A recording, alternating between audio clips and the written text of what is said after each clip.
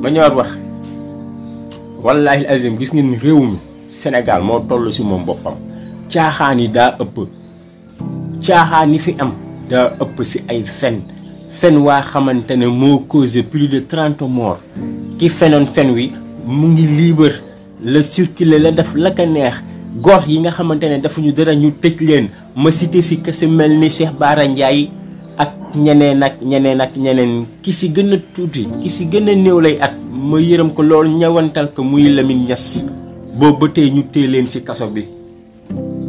boobu ba tey ñu téye leen si kaso bi ki nga xamante ne moo fen wa réew wi ba ay nit dee si ñu xëy setal ki nga xamante ne moom la accusé woon ñu xëy setal ka moom mu libre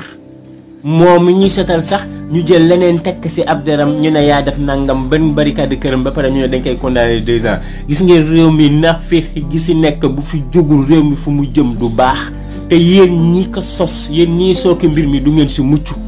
loogu xam leen ne yéen ñii sooke loolu doo leen ci mucc réew mi moomu leen kë Sénégal ñun ñëpp a ko bokk dëgg moo fee dox tappale du fi dox mbiram 3e mandat bi nag moo la jeexal xeex bi moo kaa jeexal te bu soobee suñu borom dineen xam ne réew mi moomu leen kë loogu dama bëgg mu leer barke salaatu ala nabi réew mi moomu leen kë te dina leen wane ne réew mi moomu leen kë bu soobee suñu borom